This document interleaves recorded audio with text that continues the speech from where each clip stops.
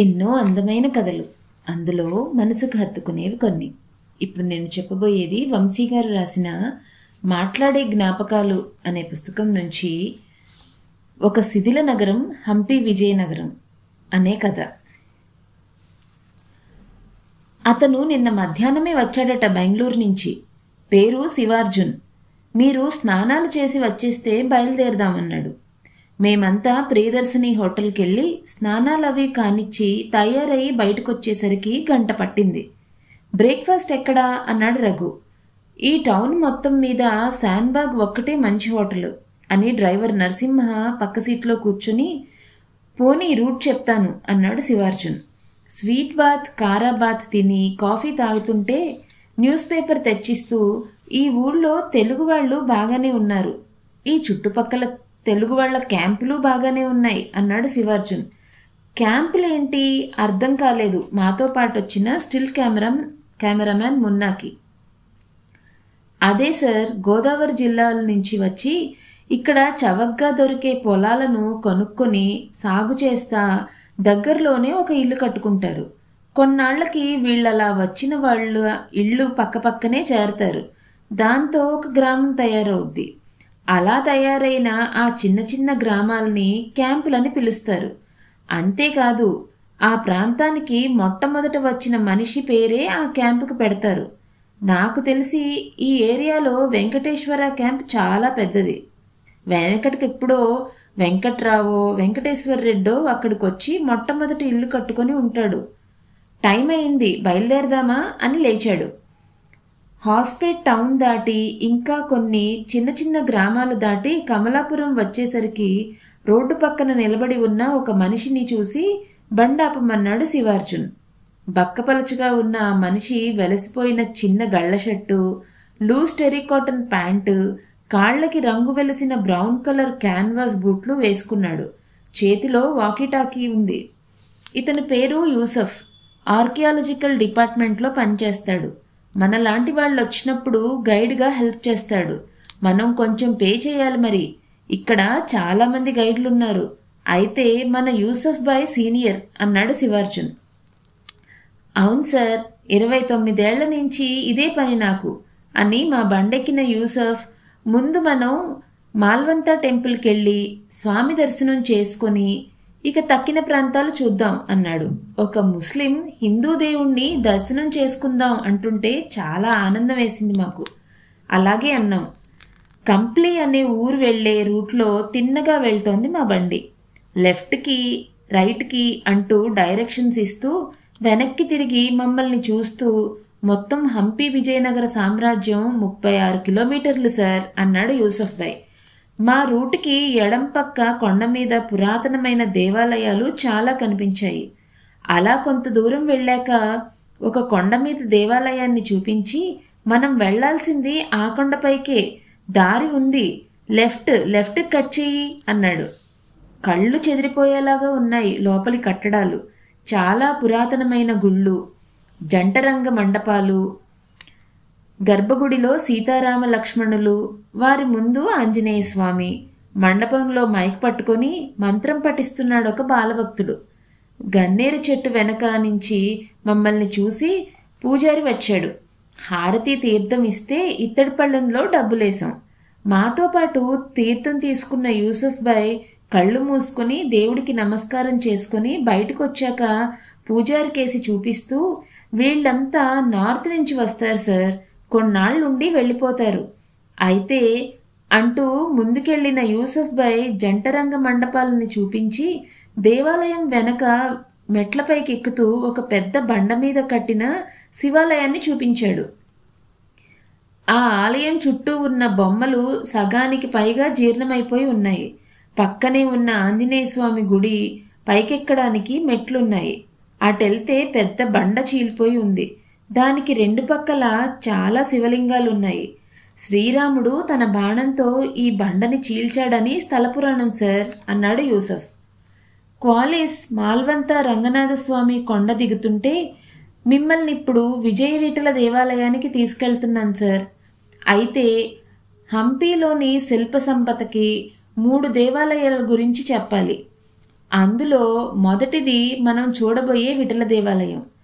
ఆ దేవాలయంలో శ్రీకృష్ణదేవరాయలు విగ్రహాన్ని చూపిస్తాను సార్ అన్నాడు.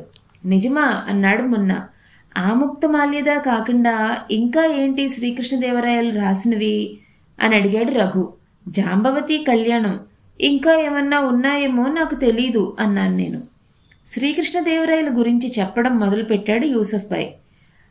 తుళవ వంశపు రాజైన వీరనరసింహరాయలు కేవలం 4 ఏళ్ల మట్టుకే రాజ్యాన్ని పరిపాలించి ఆకస్మికంగా కన్నుమూశాడు.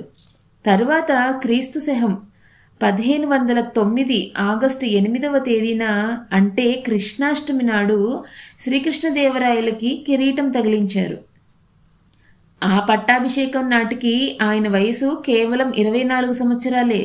సాధారణమైన ఎత్తు, పెద్ద కళ్లతో అందంగానే ఉండేవాడట. కానీ ముఖం మీద మట్టుకు మసూచి మచ్చలుండేవంట. భీముడి ద్వారం దాటిన తరువాత కొండల్ని, గుట్టల్ని, లోయల్ని, చిన్న చిన్న ప్రాచీన దేవాలయాల్ని, ఇప్పుడు శిథిలం కాగా మిగిలిన శిలాతోరణాల్ని దాటుకుంటూ పోతున్న మా వాహనం విఠల్ టెంపుల్ ముందు ఆగింది. ఆ దేవాలయం పరిసర ప్రాంతాల్లో 100 మంది కూలీలు చెల్లాచెదురైన ఆనాటి రాళ్లని, రప్పల్ని అవి పూర్వమున్న ప్రదేశాలకి చేరుస్తున్నారు. వాళ్ల మధ్యలో క్రేన్లు, ప్రొక్లైనర్లు పనిచేస్తున్నాయి. ఎక్కడికక్కడ ఆర్కియాలజికల్ సర్వే ఉద్యోగులు. లోపలికి వెళ్లబోతున్న మమ్మల్ని ఆపి, ముందు ఈ గుడి వెనక పక్క ఉన్నవి చూద్దాం, ఆ తర్వాత లోపలికి వెళ్దాం. నిజానికి విఠల్ టెంపుల్లోకి పగలు కంటే రాత్రి వెళ్తే చాలా బాగుంటుంది అన్నాడు యూసఫ్. ఎందుకని అడిగాడు రఘు. రాత్రిపూట లోపల చేసిన లైటింగ్ అంత బాగుంటుంది సార్ అన్నాడు యూసఫ్ భాయ్. అతను చెప్పినట్టే కాలిస్ లెఫ్ట్కి తిప్పి ముందుకు పోనిచ్చిన నరసింహ యూసఫ్ ఆపమన్న చోట ఆపాడు. ఎడాపెడా గోడలు లేని పెద్ద ద్వారం. దాని పేరు రాజతులాభారమట. ముందు లోపలికి పదండి, అక్కడి నుంచి చెప్పుకొస్తాను అని నడుచుకుంటూ వెళ్తున్న అతన్ని ఫాలో అయ్యాం. రండి అని వెనక్కి తీసుకొచ్చి ఒక పెద్ద ద్వారం దగ్గర ఆగి, దీన్ని రాజతులాభారం అంటారు. నవమి నాడు ఇక్కడ, అంటే ఈ ఆర్చికి ఒక త్రాసు కట్టి ఒక పక్క రాజుగారు కూర్చుని ఇంకొక పక్క ఆయన బరువుకి సరిపడే వజ్రాలు, వైడూర్యాలు తూనిక వేసి వాటిని పేదసాదులకి పంచిపెట్టేవారంట. చాలా బాగుందే అన్నాడు రఘు. అయితే వీటికి సరైన ఆధారాలు లేవు సార్. రండి మరి పురంధరదాసు మండపానికి వెళ్దాం అనేసి ముందుకు నడిచాడు. కొంచెం ముందుకెళ్ళి దిగువకు నడిస్తే ఉధృతంగా వీస్తుంది గాలి. మెల్లగా ప్రవహిస్తున్న తుంగభద్ర నది పాయకి అంచున రాతి స్తంభాలతో నిర్మించిన ఆ మండపం లోపల పురంధరదాసు విగ్రహం. దండం పెట్టుకున్నాం ఆ వాగ్గేయకారుడికి. నది పాయకి అవతల ఏదో ఊరుంది. అక్కడ కొండల మీద చాలా కట్టడాలు కనిపించాయి. పురంధరదాసు మండపం దగ్గర కాసేపు కూర్చున్నాక లేచి ముందుకి నడుస్తున్న యూసఫ్ బాయ్ని ఫాలో అయ్యాం. విఠల్ టెంపుల్ దగ్గరకు వచ్చేసరికి చాలా మంది యాత్రికులు కనిపించారు. ముఖ్యంగా ఫారినర్స్. అందరి చేతుల్లోనూ డిజిటల్ కెమెరాలున్నాయి. కూడా గైడ్లున్నారు. లోపలికి వెళ్ళటానికి టిక్కెట్లు కొనాలంటే డబ్బులు ఇచ్చాం శివార్జున్కి. విఠల్ టెంపుల్ 4 మూలలా గాలిగోపురాలున్నాయి. వాటిలో 2 మూసేశారు. 3 అంతులు కూలిపోయిన తూర్పు వైపు గోపురంలోంచి లోపలికెళ్లిన మాకు మొట్టమొదటిగా ఏకశిలారథం కనిపించింది. విజయ విఠల స్వామి దేవాలయం గర్భగుడిలో దేవుడు లేడు. కళాత్మకమైన ఆలయం ముందరి భాగం, ఫలూజా, కళ్యాణ మండపం, నూరుకాళ్ల మండపం, సరిగమలు పలికే స్తంభాలు, తబలా శబ్దాలు వినిపించే స్తంభాలు ఉన్నాయి. ఇంకా పక్షులు, లతలు, తూడులతో ఉన్న తామరపూలు, రాజహంసలు, యోగాసన భంగిమలు, నీటి పక్షులు, ముందుకాళ్లు పైకెత్తి నిలబడ్డ గుర్రాలు చూస్తున్న మాకు కంటి రెప్పలు మూయడానికి వీల్లేకుండా ఉందా శిల్ప సంపద. ఏ మూలకెళ్లినా ఆనాటి శిల్పాలే. శ్రీకృష్ణదేవరాయల విగ్రహం చూపిస్తానన్నావు కదా యూసఫ్ బాయ్ అని అడిగితే, రండి అని మండపంలోకి తీసుకెళ్లి ఒక రాతి స్తంభం మీద ముందు కాళ్లు పైకెత్తి నిలబడ్డ గుర్రం మీద కూర్చుని ఉన్న రాయలవారిని చూపించాడు. ఆ విగ్రహాన్నే రెప్పార్పకుండా చూస్తుంటే లంచ్ టైం అయిపోయింది సార్ అన్నాడు శివార్జున్.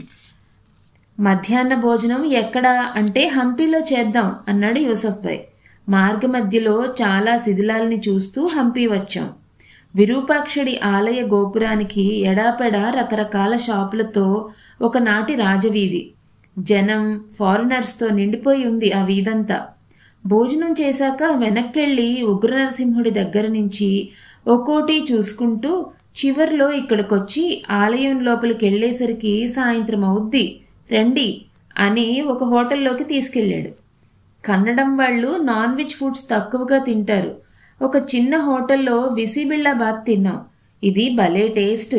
రకరకాల కూరగాయలు, పప్పు, నెయ్యి, బియ్యంతో చేసే ఈ బిసిబిళ్ళాబాత్ తిని మజ్జిగ తాగాక క్వాలిస్ వెనక్కి తిప్పమన్నాడు యూసఫ్. 1 కిలోమీటర్ ప్రయాణం చేశాక ఎడాపెడా పొలాలున్న సన్నటి తార్ రోడ్డు మీద బండాపమని మమ్మల్ని దింపి తనతో పాటు తీసుకెళ్లాడు. కొబ్బరి తోటలు, అరటి తోటలు, కోసేసిన పంట పొలాలు దాటుకుంటూ గైడ్ యూసుఫ్ భాయ్ వెళ్తుంటే అతని వెనక మేం కూడా వెళ్తున్నాం. కొంత దూరం వెళ్ళాక పచ్చటి అరటి తోట మధ్యలో ఉంది ఉగ్రనరసింహస్వామి విగ్రహం. ఇది హంపీలో ఉన్న విగ్రహాలన్నిటిలోకి పెద్దది. ఎత్తు సుమారు 22 అడుగులు. ఆ రోజుల్లో ఒక బ్రాహ్మణ శిల్పి చెక్కాడంట దీన్ని. ఇప్పుడు ఈ పొలం ఎవరో రైతుది. ఈ విగ్రహం మట్టుకి మా డిపార్ట్మెంట్ ప్రాపర్టీ అంటూ విగ్రహానికి బాగా దగ్గరికెళ్ళి, అంతా ఉగ్రనరసింహస్వామి అంటారు గాని ఈయన లక్ష్మీ నరసింహం, శత్రువులు పగలగొట్టిన లక్ష్మీదేవి విగ్రహం చూడండి స్వామివారి తొడ మీద అన్నాడు యూసఫ్ భాయ్. అతను చెప్పింది కరెక్టే అనిపించింది. వచ్చేటప్పుడు మేం సరిగ్గా చూడలేదు కానీ కారు ఆపిన సన్నటి తార్ రోడ్డుకి ఎడాపెడా ఉన్న 2 దుకాణాల్లో హంపీలో ఉన్న శిల్పాల మినియేచర్స్ అమ్ముతున్నారు. అమ్మేవాళ్లంతా తమిళం వాళ్ళు. రఘు చిన్న సైజులో ఉన్న ఏకశిలా రథం బొమ్మ కొన్నాడు. ఆ బొమ్మల్ని అమ్మే మనిషి దగ్గరికి వెళ్ళి ఇవన్నీ ఎక్కడ చెక్కుతారు అని తమిళంలో అడిగితే మహాబలిపురంలో అన్నాడా మనిషి. క్వాలిస్ వెనక్కి తిరిగి బయలుదేరి దారికి ఎడం పక్కనున్న కృష్ణదేవాలయం ముందు ఆగింది. ఒక కుర్రాడు ఆంజనేయస్వామి వేషం వేసుకుని అక్కడుంటే నైకాన్ డిజిటల్ కెమెరాతో దిగిన ఒక ఇటాలియన్ ఆ కుర్రాడిని ఫోటోలు తీసుకుంటున్నాడు. ఫారిన్ టూరిస్టు ఎక్కువ డబ్బులు ఇస్తాడని ఆశతో రకరకాల భంగిమలు ఇస్తున్నాడు ఆ కుర్రాడు. లాస్ట్లో 50 రూపాయలు ఇచ్చి ఆటోలో వెళ్ళిపోయాడా ఇటలీ మనిషి. ఇంకో ఫారినర్ అరటిపళ్ళు కొని అక్కడున్న 2 ఆవులకు పెడుతున్నాడు. కొందరు కుర్రాళ్ళు హంపీ ఫోటోలు, స్థల పురాణం పుస్తకాలు అమ్ముతున్నారు. అదంతా చూస్తూ కృష్ణదేవాలయం లోపలికి వెళ్ళాం. 4 పక్కలున్న గాలిగోపురాలు 3 అంతులకు పైగా కూలిపోయాయి. 320 అడుగుల పొడుగు, 200 అడుగుల వెడల్పు గల దేవాలయంలో బాలకృష్ణుడి విగ్రహం ఉదయగిరి నుంచి తెప్పించి గర్భగుడిలో ప్రతిష్ఠించారట ఆనాడు. ఇప్పుడు ఆ విగ్రహం మద్రాస్ మ్యూజియంలో ఉన్నదట. దేవాలయ మండపం లోపల ఒకటే గబ్బిలాల వాసన. చీకటిగా ఉన్న గర్భగుడిలో ఒక కుక్క పిల్లల్ని కంది. మమ్మల్ని చూసి పెద్దగా మొరిగేసరికి ఇది గ్యారెంటీగా కరుస్తుంది అనుకుని బయటకొచ్చేశాం. గోడల మీద శ్రీకృష్ణుడి జీవిత చరిత్ర చెక్కారు. ఆవరణలో చిన్న చిన్న గుళ్ళు చాలా ఉన్నాయి. కానీ ఏ గుడి లోపల మూల విరాట్ లేడు. ఆ ప్రాంతమంతా తిరిగిన మాకు గుడికి ఎదురుగా ఉన్న ఒక కోనేరు, దాని మధ్యలో ఉన్న చిన్న మండపం కనిపిస్తే అక్కడికి వెళ్ళాం. బెంగళూరు యూనివర్సిటీ నుంచి వచ్చిన 50 మంది స్టూడెంట్స్ ఆ ప్రాంతమంతా క్లీన్ చేస్తున్నారు. అదంతా చూసుకొని వెనక్కి తిరిగిన మేమంతా ఇరుకు రోడ్డు మీద ఆగి ఉన్న క్వాలిస్ ఎక్కి కృష్ణ టెంపుల్ దాటి చిన్న అప్పు ఎక్కి కొంచెం ముందుకెళ్ళాక రోడ్డుకి ఎడం పక్కన బండ ఆపితే విశాలమైన మైదానం మధ్యలో రాతి స్తంభాలతో నిండిన ఒక మండపం మధ్యలో ఉన్నాడు కడలికాళ్ళు గణపతి. ఎత్తు 18 అడుగులు. ఆయన ముందు కాసేపు కూర్చుని అక్కడి నుంచి పైకి చూస్తే జైనుల గుళ్ళు కనిపించాయి. పైకి లేచాం. ఇందాక బిసిబిళ్ళాబాత్ తిన్న ఆ చిన్న హోటల్ దాటుకుంటూ హంపి రాజవీధిలోకి వచ్చాం.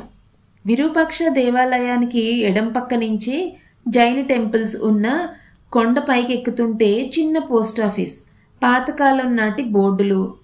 ఆ పాతకాలం ఇంటి వీధికి చిక్కగా పాకిన ఏవేవో లతలు, పాదులు. ఆర్కే నారాయణన్ మాల్గుడి డేస్ కథల్లో పోస్టాఫీస్ గుర్తొచ్చింది. ఫోటో తీయమందామని వెనక్కి తిరిగితే స్టిల్ ఫోటోగ్రాఫర్ మున్నా దూరంగా ఉన్న విరూపాక్షుడి గుడి గాలిగోపురం మీదున్న బూత్ బొమ్మల్ని క్యాప్చర్ చేయటంలో లీనమైపోయి ఉన్నాడు.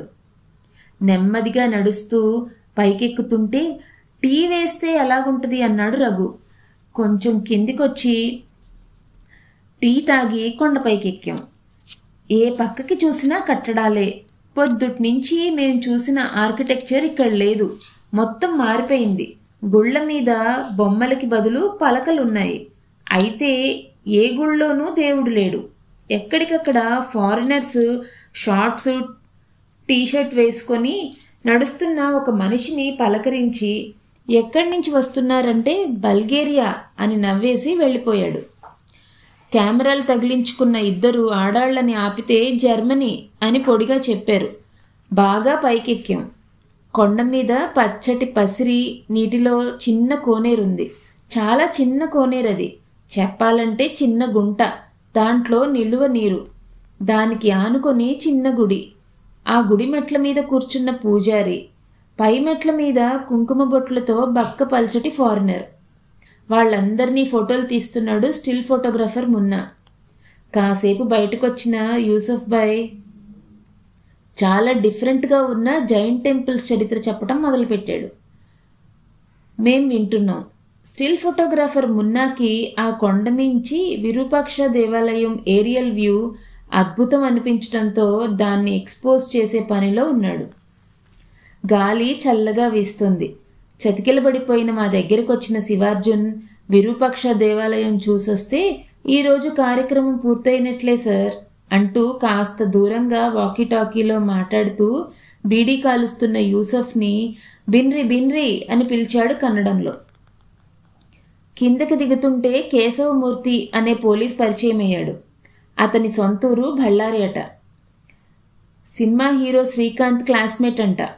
చాలా ప్రశాంతంగా నవ్వుతూ కనిపించిన అతను ఈ పోలీసు ఉద్యోగానికి పనికిరాడనిపించింది. అదే ముక్క అతనితో అంటే నవ్వేసిన కేశవమూర్తి ఇదే మాట చాలామంది అంటుంటారు సార్ అన్నాడు. కిందకి దిగాక ఒక యాంటిక్ షాప్ దగ్గరికి తీసుకువెళ్ళాడు కేశవమూర్తి. మన ఇండియన్ కల్చర్ సంబంధించిన ప్రాచీన వస్తువుల్ని అమ్ముతున్న షాప్ అది. షాపు ఓనరు తమిళవాడు. వస్తువు అసలు ఖరీదు పావలా అయితే రూపాయి పావలా చెప్తున్నాడు. ముందుకు నడుచుకుంటూ వెళ్తున్న మాకు 125 అడుగుల ఎత్తుగల పైభాగం, 20 అడుగుల వెడల్పు గల విరూపాక్ష దేవాలయం గోపురం దర్శనమిచ్చింది. మహాద్వారంలోంచి మహాప్రాంగణంలోకి వెళ్ళాం. 130 అడుగుల పొడుగట ఆ గోపురం. లోపలికి వెళ్తుంటే ఎడం పక్కనున్న శాలలో ఏనుగును కట్టేశారు. దానికి నామాలు పెట్టి ఓం అన్న అక్షరం రాశారు. వెళ్తూ వస్తున్న భక్తులతో నిండి ఉంది ఆలయం. హంపి గుళ్ళ మొత్తంలో ఇప్పటికీ భక్తులతో పూజలు అందుకుంటున్న ఒకే ఒక్క ఆలయం ఈ విరూపాక్షాలయం. పూజారులు కర్నూలు దగ్గరున్న చిన్న గ్రామం నుంచి వచ్చారట. మమ్మల్ని చాలా ఆప్యాయంగా పలకరించారు. దేవాలయం వెనక భాగం నుంచి పైకెక్కడానికి మెట్లున్నాయి. ఆ ప్రదేశమంతా చీకటి. పైకి వెళ్ళి ఆలయం వెనకనున్న చిన్న రంధ్రంలోంచి బయటకి చూస్తే గోపురం నీడ తలక్రిందులుగా కనిపిస్తుంది.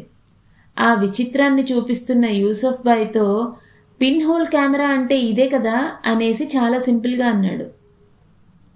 మీరన్నది నిజమే. ఆనాటి వాళ్ళకి ఆలోచన రావటం గొప్ప ఆలోచన కదా సార్ అన్నాడు మున్నా. బయటకు వచ్చాక మాతంగ పర్వతం దగ్గరికి వెళ్దామా సార్ అడిగాడు యూసఫ్ బాయ్. పొద్దుపోదు అన్నాడు శివార్జున్. కరెక్టే, ఇవాళ్టికి చాలు, హాస్పిటల్ వెళ్ళిపోదాం అన్నాడు. బండ్లో ఎక్కాక రేపు చాలా ఎర్లీగా బిఫోర్ సన్ రైజ్ బయలుదేరి వచ్చేస్తాం. నువ్వు ఇవాల్టిలాగే రోడ్డు పక్కన వెయిట్ చేయి అని యూసఫ్తో అన్నాడు శివార్జున్. కమలాపురంలో అతన్ని దింపి హాస్పిటల్ వెళ్ళిపోయాం. మర్నాడు 5 గంటలకి రెడీ అయిపోయి వ్యాన్ ఎక్కి కాఫీలు తాగుదాం పదండి షాన్బాగ్కి అన్నాను. షాన్బాగ్ అప్పుడే తెరవరు సార్. బస్టాండ్ దగ్గర ఒక ఉడిపి హోటల్ ఉంది. హోటల్ గణేష్ అనుకుంటాను, పదండి అక్కడికి అన్నాడు శివార్జున్.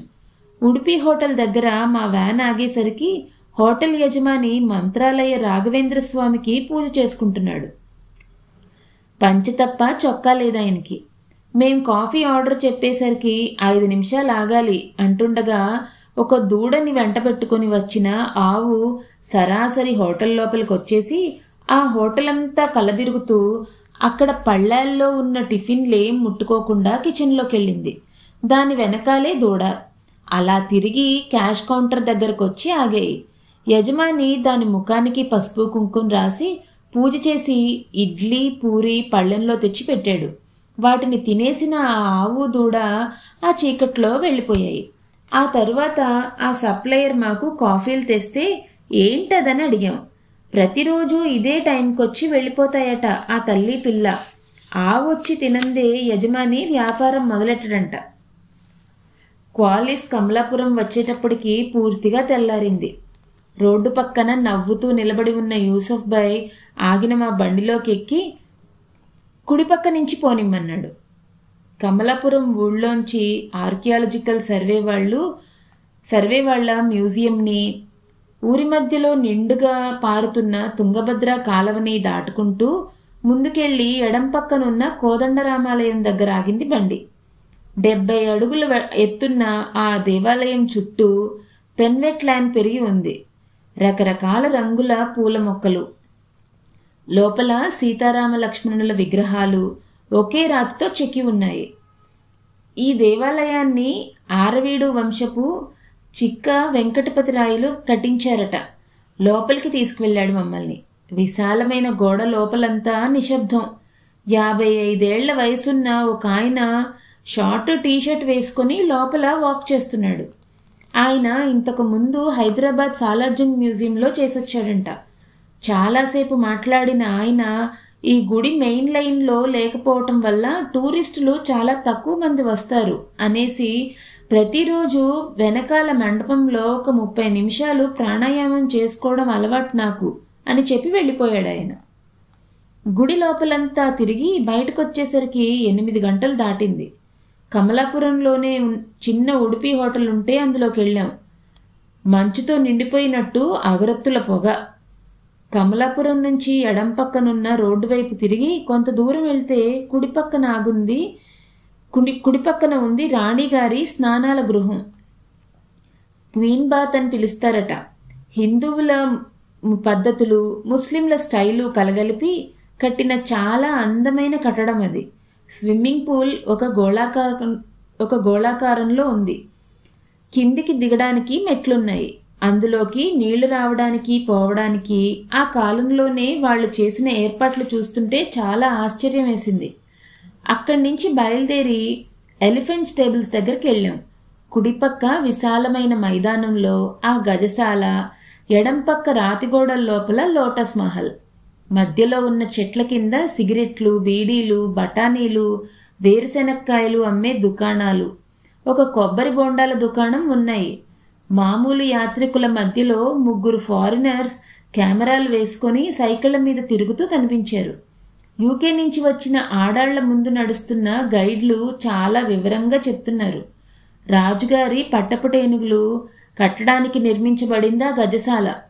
మొత్తం 11 ఏనుగుల్ని కట్టడానికి సౌకర్యంగా ఉన్న గజశాలంతా కలదిరిగి అక్కడి నుంచి ఎత్తైన కోటగోడల మధ్య చిన్న దారిలోంచి లోపలికెళితే విశాలంగా పెంచుతున్న లాన్ మధ్యలో ఉంది లోటస్ మహల్. దానికేసింది గులాబీ రంగా అనిపించేలా మెరుస్తుంది. ఆ మహల్ పైకి వెళ్ళటానికి మెట్లున్నాయి. కానీ మేము ఎక్కబోతుంటే కుదరదన్నారు అక్కడ ఉద్యోగులు. ఈ లోటస్ మహల్ కథ ఏంటి అని యూసఫ్ భాయ్ని అడిగితే, ఆ కాలంలో రాణిగారు ఆ మహల్లోకి వచ్చినప్పుడు చుట్టూ నీళ్లని పైకి చిమ్మేలా చేసే ఏర్పాటు చేసేవారట.